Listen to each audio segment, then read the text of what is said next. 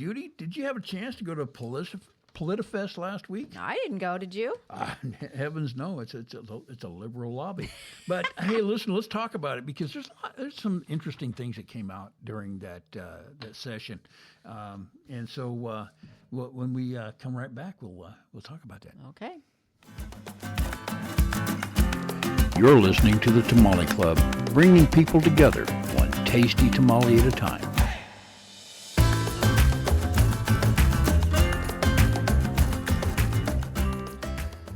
Good day, and welcome to the Tamale Club podcast. I'm Dan Bickford. My co-host here, Judy Simmeroff. Hi there. Hi, Judy. And we've got Engineer Sam, Silent Sam. We like him that way. In any case, Politifest. That's.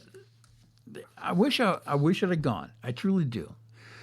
Even though it should be called Liberal Fest. It's a tough pill to swallow. It is because you look at the people that attended, that spoke and everything, and it's all our favorites: Todd Gloria, Sean Elo Rivera,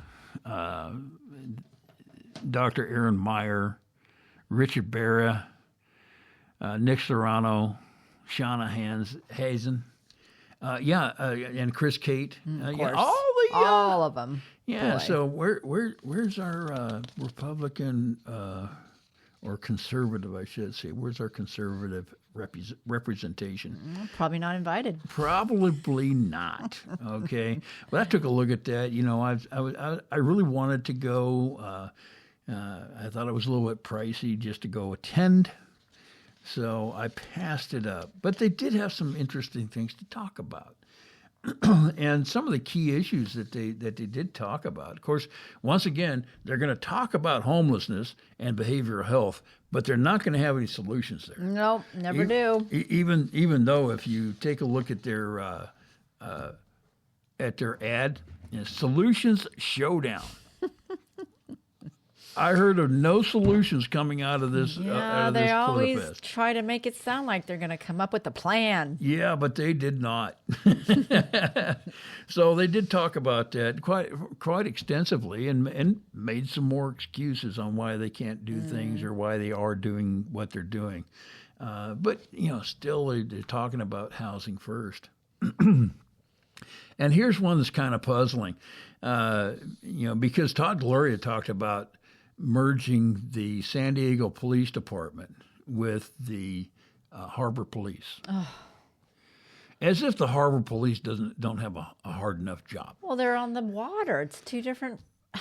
Well, it is, but now Harbor also takes care of the international airport. Yes, they do. Yes. So they're not just on the water, but they're 1 mile perimeter around the bay. Yeah. So, in any case, so here's his reasoning. He said he wants to absorb the Port of San Diego's Harbor Police into the San Diego Police to help address San Diego Police Department's officer shortage. Now, wait a minute. Harbor Police has a officer shortage. San Diego Police have an officer shortage. How does merging two short departments, how does that create or even alleviate or help in any way the officer shortage? No, because we're not losing square footage. It's not like we're taking away part of the city and part of the harbor. Yeah, No, it's not like they're doubling up anywhere between those two departments. No. Because Harbor Police do what Harbor Police do. Exactly. And they take care of the airport. They take care of of our harbor. And then San Diego Police don't go patrolling the harbor. Nope. Okay, that's our Harbor Police that do that. So I heard that one, and I just I can't even imagine lost the it. explanation of how he justified doing that. What was it going to save? It's not going to save anything. Nothing. Not a thing. And it doesn't help with the officer shortage. You know what helps with the officer shortage? Better pay, better. How about better support Yeah, for support. our law enforcement people? Yeah. Because Benefits. right now, they don't support the police officers right now. So how that's why we have Yeah, such a exactly. shortage. So if they supported our police with what they needed and gave them what they needed, they would certainly be have a much better time with Retention. recruitment. Retention and recruitment. Yeah. So They don't offer them much, so they go to different cities where they get paid more. Then they started talking about public power concerns, not political power, but they're talking about Electricity. the cities looking to take over the electric grid for city of San Diego. God, we'd be in big trouble. Oh my gosh! They want to take over everything. So, a few years ago, not very many years ago, just a few years ago, the big push was for local municipalities to look at CCAs, community. Anyway, it was localizing the purchasing. the power grid, the power supply. Okay, the grid would still be with SDG&E, but the actual retail part of the electrical supply would go to independent communities. So I'm very happy that we kicked that can in Santee anyway. We kicked that can down the road. We saw through that, and sure enough, because they were advertising this as you would save money on your electric bill because you wouldn't have all this other entities Charges and fees. charges and fees and everything.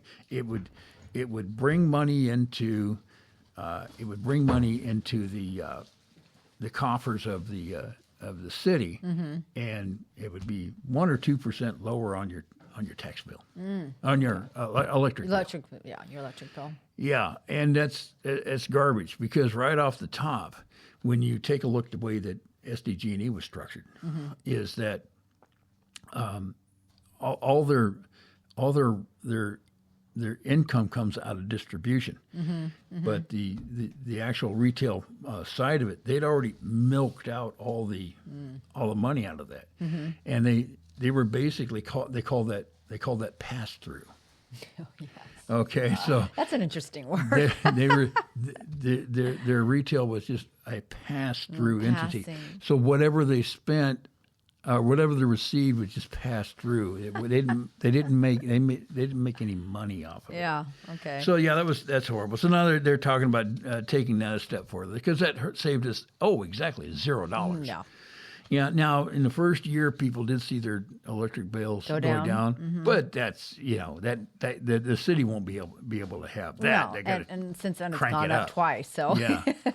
So they were talking about things of that nature, and so there's one of the things was our friend David Mirshiro, Superintendent of Cajon Valley, Superintendent. Mirashio. Mirshiro. Yeah, he came up.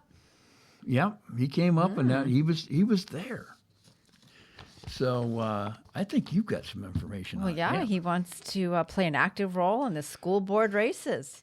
He wants to choose. He wants to choose his boss. I wonder where he got that idea. I don't know. I don't know. Gosh. Could it be I don't know, Prop 50? Yeah. That we're voting on right now? That's right. Realigning everything, but one person has all control. But he's had kind of a checkered past. This is not the first time his name's been mentioned. He's 2024 talking about $400,000 on his district credit card. I mean, how do you get that? How do you charge that much on a credit card?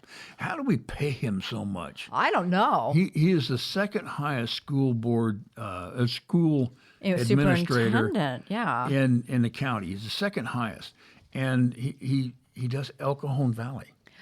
I just smell there's something. Yeah, he's gonna pick his school board so that he can keep his job. That is insane that they're actually letting him get away with this. I know. And yeah, I think so. San Diego is a bigger school district. Yeah. How does this guy? I don't know. Maybe he's voting for. Well, I'm sure he's voting for his own benefits package and pay. Yeah, there's something smelly about he wants, that. And that's how he spends $19,000 a month. Yeah, a month. Because yeah. the checks and balances from his school board are non-existent. Yeah, because he's in charge of it, probably. Well, he's got a lot of influence on his board. Yep. And so with that influence, questions go away. That's right. Never gets answered. You just go on to the next year. Yeah. The money's there. They pay the bill. It's crazy. Yeah, it is. I'd like to see their school test scores and see how they're doing over there. Not any better than anybody else. No big payoff of, No, got it's some not like great he's school. got something that he does that nobody else does. Although he does have the World of Work, which is a very questionable non-profit that he pushes. Of course. And so he's got that going, and that is so questionable. So where are we headed with them? Well, unless we can get 3 board members to fire him, he's just going to continue to go. And what he's saying right now is, you're paying me over $500,000 a year, and I'm going to take a lot of that money and I'm going to prop up the school board candidates that I want. That does smell bad. Oh yeah, so I'm sure that. Well, they say he will play an active role. That's always a big mistake. Yeah. And these are the people that hire and fire him. He should not be playing any role. Well, you would think not. And is it illegal? I don't know. I don't think it's illegal. I don't think it's illegal, but I think the it is people in crooked. Cajon Valley needs to really understand what's going on here. Oh yeah, they need the voters need to be educated on that. Yeah. Because he's a slippery little eel. Yep. So in any case, I'm sure we'll hear more about that, especially as we zoom in on the races in that area, and we will cover in that 2026. Yeah. We will see who he supports. Yeah. Okay, so that's what we got for today, and I think that we've covered a good bit. In a coming episode, we're going to go ahead and talk about Katie Porter and her meltdown. Let's talk about Katie Porter. Let's talk about her.